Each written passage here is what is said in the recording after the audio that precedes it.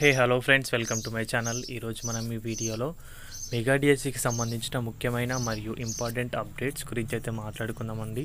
So video skip చేయకుండా end వరకు అయితే చూసే ప్రయత్నం అయితే చేయండి గైస్. మన ఛానల్కి ఎవరైనా కొత్తగా వచ్చుంటే మాత్రం సబ్స్క్రైబ్ అయితే చేసుకోండి. సో ఇలాంటి అప్డేట్స్ అనేవి మన ఛానల్లో అందుబాటులో ఉంటాయి. మ్యాటర్లోకి వస్తే కనుక మెగా డిఎస్సికి సంబంధించి రీసెంట్గా జరుగుతున్న యాక్టివిటీస్ గురించి అయితే అందరికీ తెలిసే ఉంటుంది.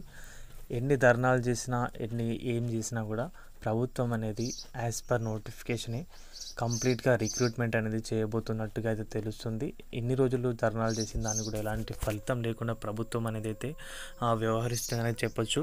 ఎందుకంటే ఆల్రెడీ దానికి సంబంధించి మనం మాట్లాడుకుంటే కనుక ఎన్ని రోజులు 45 రోజులకైతే కుదించారు, సమయం అనేది 90 రోజులకైతే పొడిగించలేదు. సో ఎగ్జామ్స్ అనేవి చాలా దగ్గర పడినాయి.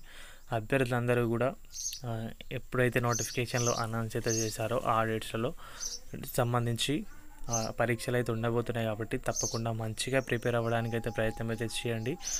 మేబీ ఇంకా దానికి సంబంధించి గడువు అయితే ఎక్స్టెండ్ అయితే కాకపోవచ్చు, చెప్పలే. మరి అభ్యర్థులు ఎక్కువ సంఖ్యలో దానికి సంబంధించి వినతులు కానీ మెయిల్స్, ట్వీట్స్ విద్యాశాఖ మంత్రి గారికి చేసినప్పటికీ ఆయన వాటికి స్పందిస్తేనే దాంట్లో ఏదైనా మార్పులు చేర్పులు ఉండడానికి అవకాశం అయితే ఉంటుంది.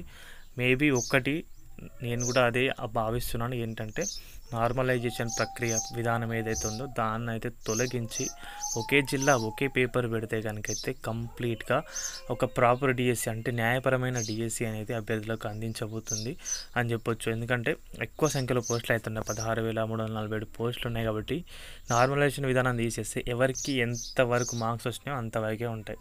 సో నార్మలైజేషన్ విధానం అంటే ఏంటంటే మంచి స్కోర్ అయినా వచ్చిన వారికి పేపర్ ఈజీ ఉందని చెప్పేసి దాంట్లో మార్క్స్ తీసివేయడం, నెగిటివ్ స్కోర్, యాడ్ స్కోర్, ఇలా చాలా విషయాలు అయితే ఉంటాయి కాబట్టి నార్మలైజేషన్ విధానం వల్ల.